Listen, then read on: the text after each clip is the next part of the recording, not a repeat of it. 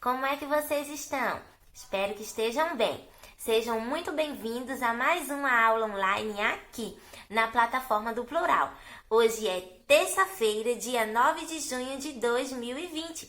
E como vocês já sabem, antes de darmos início ao estudo de hoje, nós iremos fazer a correção do para casa anterior.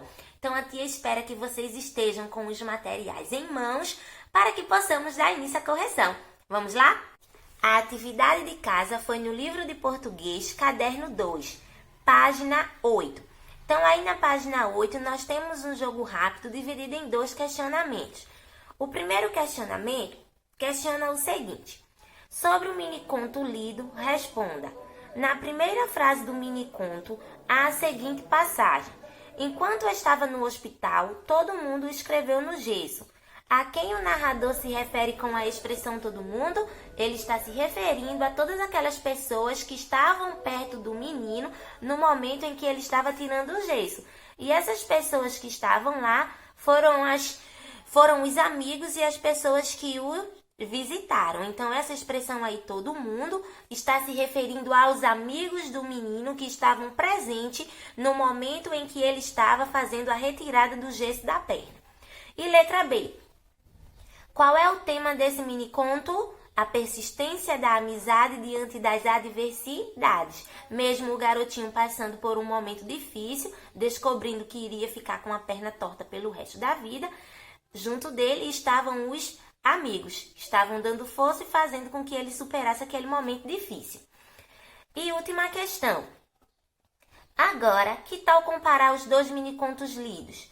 Preencha o quadro a seguir com as respostas adequadas, considerando a estrutura da narrativa. Então, ontem nós fizemos o estudo de 2 minicontos. Fizemos a leitura do miniconto O Quarto e também do miniconto Havia um Gesso no Meio do Caminho, ambos escritos por Leonardo Brasiliense.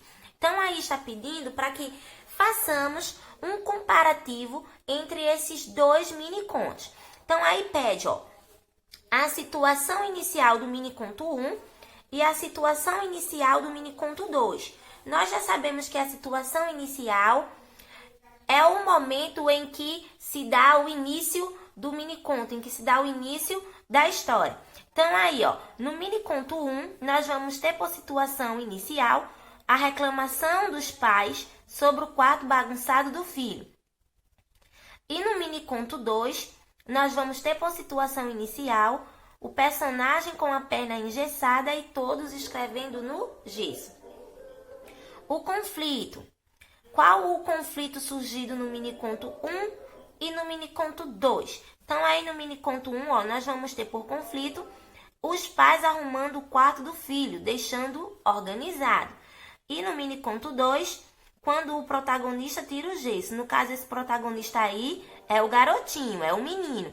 E fica sabendo que ficou com a perna torta. Isso gerou um grande conflito. E o desfecho? Só para lembrar, o desfecho é o final da história. Então, por desfecho, nós vamos ter, no miniconto 1, o filho conclui que as pessoas que arrumaram o quarto dele não são os pais dele, mas outros seres porque eles não o entendem. E no miniconto 2, o protagonista fica com a perna torta, mas continua com os amigos, que apenas andam um pouco à frente dele. E o tipo de narrador, ontem nós vimos isso de uma forma bem explicada, e vimos que existem 2 tipos de narrador, não é isso, turma? Existe o narrador personagem e existe o narrador observador. Vocês saberiam me explicar a diferença de um para o outro? Quando é que nós vamos ter um narrador observador e quando nós vamos ter um narrador personagem? Então, vamos lá. No miniconto 1, ontem nós fizemos a leitura de um trecho que mostra para mim o tipo de narrador que eu vou estar tendo aí, Então, quando eu digo, eles vivem reclamando que meu quarto é bagunçado, o narrador ele está se referindo a ele próprio, tá? Então, nesse caso aí, eu vou ter um narrador personagem. O porquê disso, tia? Porque o narrador, ele vai estar narrando os fatos, ele vai estar narrando a história, aquilo que está acontecendo, só que ele vai ser o próprio personagem, ok? Então, aí, no miniconto 1, o tipo de narrador é um narrador-personagem que se encontra em primeira pessoa.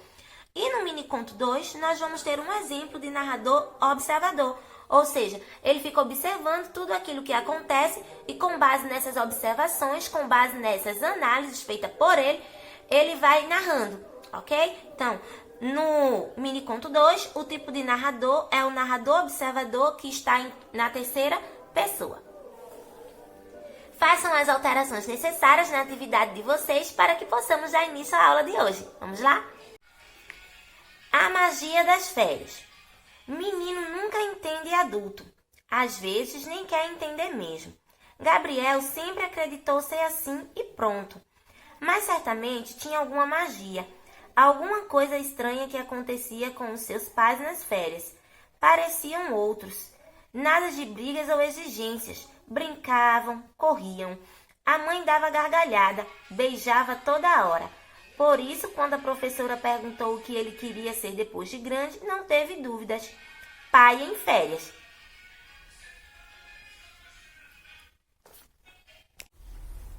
Esse mini-conto que acabamos de ler, ele se encontra no seu livro de português, na página 9. Coloque aí na página 9 para que possamos responder um breve questionamento. Então, aí na página 9, de acordo com esse mini-conto que acabamos de ler, nós vamos ter o seguinte: o que você acha que aconteceria se esse mini-conto não tivesse nenhum sinal de pontuação? Será que você iria conseguir compreender a mensagem do texto, aquilo que estava sendo dito? Será que esse texto ele ia continuar com o mesmo sentido, ele ia continuar coerente, coeso, ou ele iria perder o sentido e nós não iríamos entender nada? O que vocês acham? Respondam aí e logo mais nós veremos qual é a resposta correta. Pronto? Conseguiram? Respondeu quem disse que seria muito difícil ler esse texto sem os sinais de pontuação. Mas por que, tia, seria difícil? Porque os sinais de pontuação, turma, eles servem para organizar e dar expressividade a tudo aquilo que é escrito. Você conhece quais são os sinais de pontuação? Sabe quando utilizar cada um deles? É justamente isso que vamos estar estudando na nossa aulinha de hoje, então prestem bastante atenção. Os sinais de pontuação, turma, eles são extremamente importantes na construção de um texto escrito. Por quê, tia? Porque eles ajudam a reproduzir as pausas, a marcar a entonação, a criar efeitos de sentido em relação àquilo que está sendo apresentado. São elementos que, na fala, seriam representados pela forma de falar e também de se expressar. Então, existem inúmeros sinais de pontuação. Muitos deles vocês já conhecem. O mais conhecido é o ponto final. Então, quando é que eu devo estar utilizando o ponto final? Eu vou estar utilizando o ponto final para encerrar frases em que se declara alguma coisa. Então, vou estar utilizando o ponto nos finais das frases declarativas, de forma positiva ou negativa. Vamos ver aqui os exemplos. O escritor terminou aquele livro de mini-contos. Então, eu terminei de declarar algo, qual é o sinal de pontuação que eu devo estar utilizando? O ponto final. Vejamos no outro exemplo. Aquele conto popular não convenceu os leitores. Então, novamente, eu terminei de declarar algo, eu já terminei de falar aquilo que eu desejava. Então, se a frase ela já encerrou, se a declaração ela já foi concluída, o sinal de pontuação que devemos estar fazendo uso, que devemos utilizar, é o ponto final. Além do ponto final, nós vamos ter um outro sinal de pontuação que também é muito conhecido por vocês. Só que na hora que a gente vai empregar esse sinal de pontuação, a gente ainda acaba cometendo alguns descuidos, alguns deslizes e acabam empregando de uma forma incorreta. E eu estou falando da vírgula. Isso mesmo que você ouviu. Quando é que eu devo estar utilizando a vírgula, tia? A vírgula, turminha, ela serve para indicar uma pequena pausa na leitura. Ela também vai servir para separar elementos em uma frase e para separar o nome do lugar na escrita de datas e entre outros usos. Então, vejamos aqui um exemplo. O escritor terminou o livro, mas não publicou. Então, vejam que quando eu falo, ó, o escritor terminou o livro, eu dou uma pequena pausa na minha fala para poder continuar o restante da frase, tá? Então, aí nessa frase, eu estou fazendo uso de 2 sinais de pontuação. Quem são eles? A vírgula e o ponto final. A vírgula, ela foi utilizada para quê nessa frase? Ela foi utilizada para separar os elementos. Ó, o escritor terminou o livro. Dei uma pequena pausa, mas não o publicou. Finalizei, concluí, coloco o ponto final. Vejamos o segundo exemplo. Gosto de ler contos de aventura, de terror, de ficção e contos populares. Então, vejam que aí nesse caso, no primeiro caso, a vírgula ela foi utilizada para dar uma pequena pausa. Já no segundo caso, ela foi utilizada para separar os elementos da frase, tá? As ações, ó. Então, ele gosta de ler contos de aventura, uma vírgula, de terror, vírgula, de ficção e contos populares. Concluir, ponto final. E por último, no último exemplo, nós temos aí, ó, Guaratuba, 31 de dezembro de 2018. Então, a gente também vai estar utilizando a vírgula para separar o nome do lugar da escrita das datas. Como vocês podem ver aí, ó. Guaratuba é o nome de um lugar. Então, após o nome do lugar, eu coloco a vírgula e em seguida é que eu coloco a escrita da data, ok? Vejamos agora o próximo sinal de pontuação que vamos estar fazendo o estudo hoje, tá? Já vimos o ponto final, já vimos a vírgula, agora nós vamos conhecer, nós vamos saber quando é que nós devemos utilizar o ponto e vírgula, que é bem diferente dos demais, que tem uma outra função. Então, ó, o ponto e vírgula, ele indica uma pausa maior do que a vírgula, mas sem indicar o fim de uma frase. Ele é um sinal intermediário entre a vírgula e o ponto final. Então, vamos ver aí um exemplo de quando nós devemos estar fazendo uso do ponto e vírgula.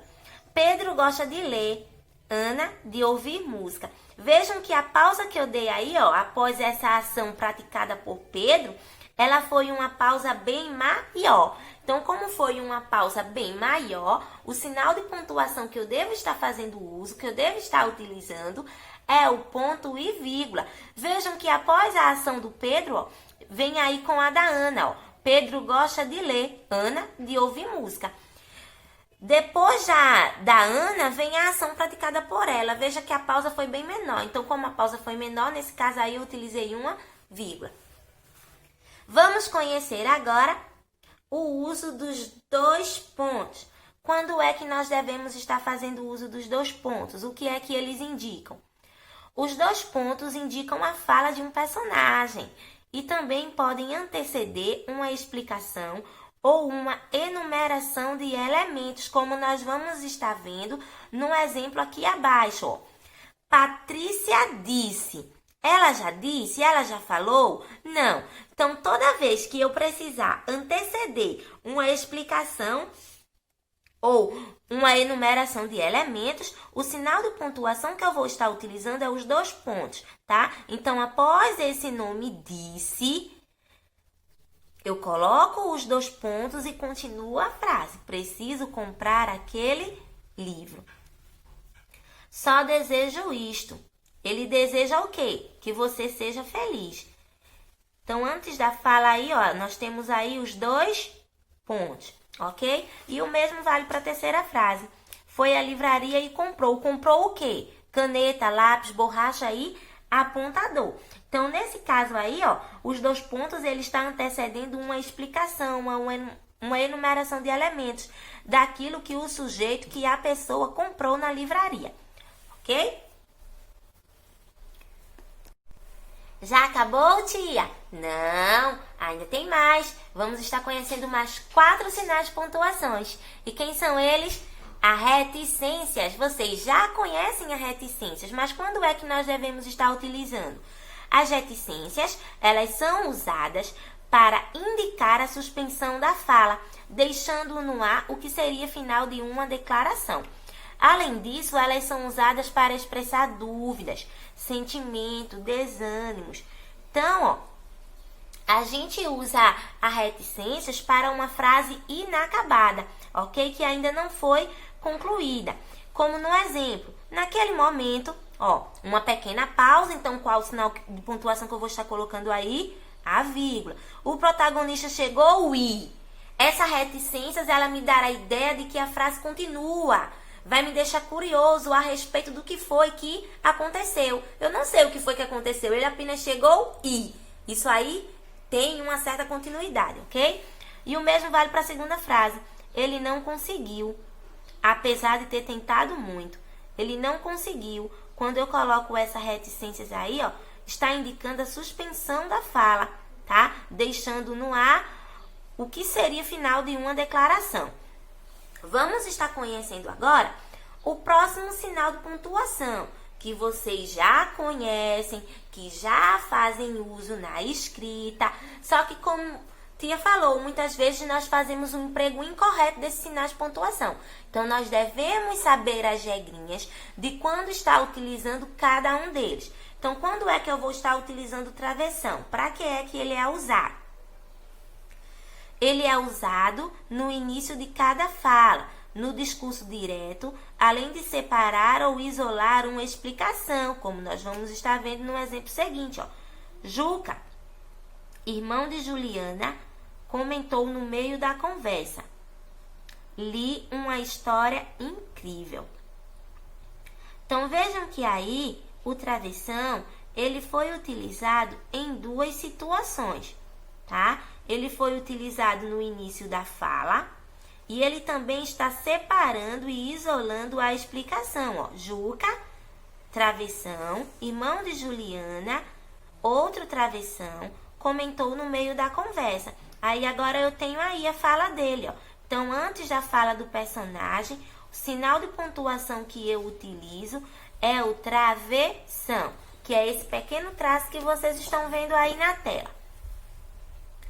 Um outro sinal de pontuação também muito utilizado na escrita são os parênteses, que podem ser usados para isolar palavras ou frases explicativas, além de substituírem a vírgula em algumas situações. Então, aí eu tenho: ele deveria ou não aceitar aquela proposta. Então, nesse caso aí, ó, o parêntese, ele está isolando as palavras. Juliana, irmã de Tiago, resolveu que leria a história para todos. Nesse caso aí, o parêntese, ele foi utilizado para isolar as palavras de uma frase explicativa, tá? Além também de estar substituindo a vírgula. E por último, nós vamos ter um outro sinal de pontuação que não é muito utilizado, que são as aspas. Elas podem ser usadas para isolar ou para destacar uma palavra ou uma expressão. Também para indicar que se trata de uma gíria ou de uma palavra estrangeira, ou para indicar a fala de um personagem de um discurso direto, como nós vimos no mini conto. Vocês viram que o ele foi destacado por uma aspas? Então, vamos lá. Ela só queria entender toda aquela situação. Então, essa aspa aí, ela foi utilizada para quê, tia? Para destacar uma palavra, no caso, a palavra toda. Vejamos agora o próximo exemplo. Aquele livro era muito irado. Vejam que o adjetivo ao qual eu me refiro ao livro, que é, no caso, o adjetivo irado, ele está acompanhado por aspas. E o porquê disso, tia? Por que é que essa aspa ela foi empregada aí? Para destacar uma palavra ou a expressão irado, ok? E por último, Paola logo comentou. O que foi que ela comentou? Então, antes disso aí eu tenho o quê? 2 pontos, que está sendo utilizado para quê, tia? Esses 2 pontos para indicar a fala do personagem, né? E anteceder uma explicação. Precisamos mesmo de férias. Então, aí, ó, eu tenho uma expressão que também foi destacada por aspas. É importante que você perceba, turminha, e também reconheça que os sinais de pontuação são elementos que auxiliam na construção do sentido da expressividade na escrita.